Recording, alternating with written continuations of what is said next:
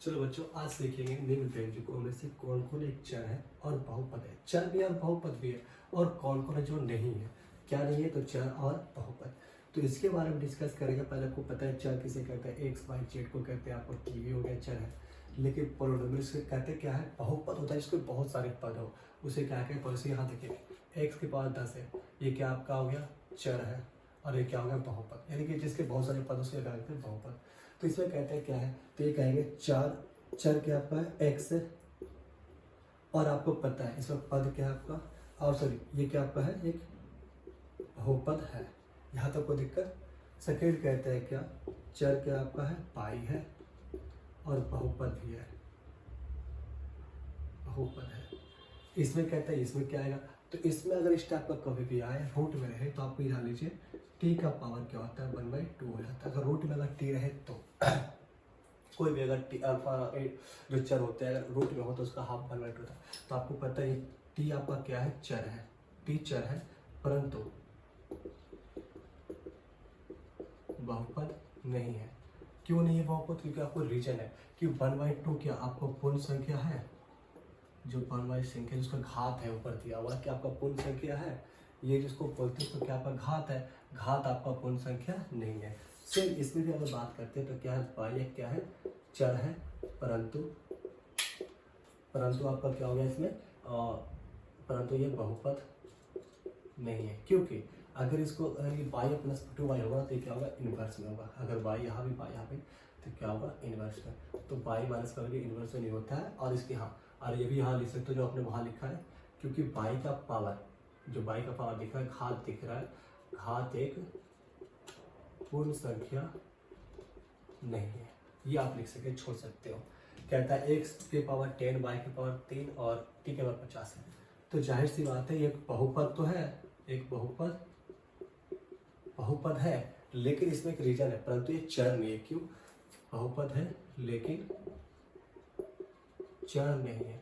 जब भी चर रहेगा ना, ध्यान रखना, सब जगह X X, Y Y, Z Z, T T, इस टाइप से सब रहेगा। लेकिन हम देखो तीनों दे रखा है, एक्स भी है, वाई भी है, टी है। तो इस प्रकार से अगर तीनों अलग अलग होना तो कभी वो चर हो ही नहीं सकता। लेकिन हाँ बहुपद होगा क्योंकि इसके क्या है, बहुत सारे पद हैं, तो ये हो सकता है। चलो बच्चों, क्वेश्चन नंबर 2 देखते हैं। कहता है निम्न में से प्रत्येक में एक्स का स्क्वायर का गुणांक लिखो।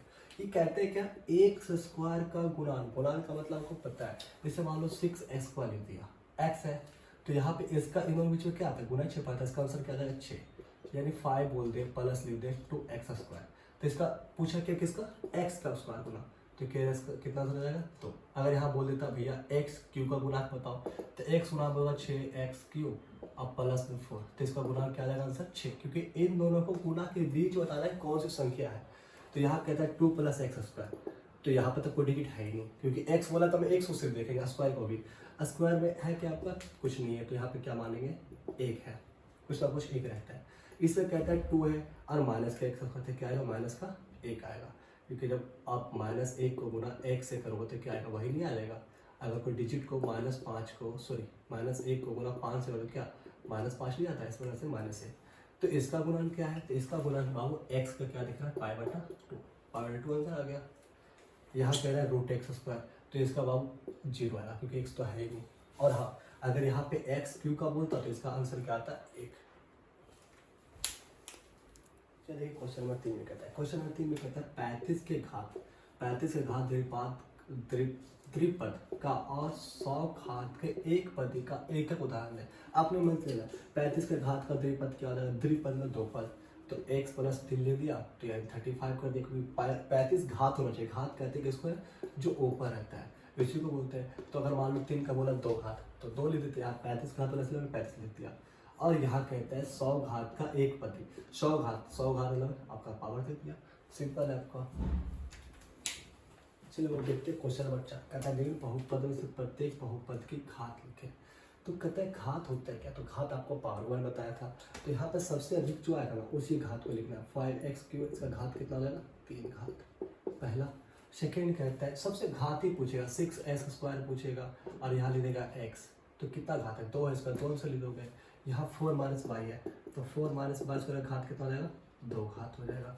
थर्ड कहता है अगर इस प्रकार से अगर सिर्फ आपका दिया रहे, चर दिया रहे, अगर आपका चर दिया रहे, अगर ऊपर कोई घात ना हो तो आप इस प्रकार से लिखोगे -7 कुछ ना कुछ 1, तो इसका आ जाएगा t बराबर 1। कितना घात है 1। लेकिन अगर थ्री लिखा हुआ है, अचर है, और इसके पास कोई भी चर नहीं दिख रहा है, तो अपने मन से अगर लगाते हो x, तो यहाँ क्या दोगे 0, यानी कितना पावर हो जाएगा आपका 0 आएगा। इस प्रकार से आपका चौथा क्वेश्चन। चलो क्वेश्चन नंबर 5 कहते हैं निम्न बहुपद में कौन कौन बहुपद है, यानी एक पद, कौन द्विघात है, द्विघात मतलब 2 पद, और कौन है त्रिघात, त्रिघात मतलब 3 पद। एक पद मतलब सिर्फ x लिखा रहेगा, द्विपद का 2 घात रहेगा, त्रिपद मतलब 3 घात रहेगा, इसी को हम बोलते हैं। तो कहते हैं घाती का मतलब ही होता है ऊपर घात, तो कहते हैं x, तो ये क्या कहलाएगा, वो द्विघात कहलाएगा। बता रहा है सर कौन सा बहुपद है, कौन द्विघाती है, तो ये क्या हो जाएगा त्रिघाती, और ये क्या हो जाएगा आपको जाहिर सी बात है द्विघाती, द्विघाती। तीसरा हो जाएगा, देखिए तो इसमें कुछ कोई आपका पद दिख रहा है नहीं है ना, इस पर 2 था, इसमें 3 था, त्रिघाती बोल दिया, इसमें 2 था, द्विघाती बोल दिया। इसमें अगर दिखेगा तो क्या बोलेंगे, सिर्फ हम बहुपद बोलेंगे, बहुपद बोलेंगे क्या, वो भी एक चर वाले। एक रैखिक लेता हूँ, एक रैखिक बहुपद, एक रैखिक बहुपद। तो इसमें क्या भैया, इसमें है आपका द्विघाती, जो 2 पद है, इसमें क्या होगा तो त्रिघाती। इस प्रकार से आपका 5वां क्वेश्चन है। आपको कुछ क्वेश्चन होता है मुझे करके दिखाइएगा, जो नहीं देखते हैं बता पाते कि नहीं, फिर मैं आपको बताऊंगा। इसमें आपको बताना है घात कितने हैं, एक पदी है, द्विपदी है, त्रिपदी है, कौन बताना है आपको।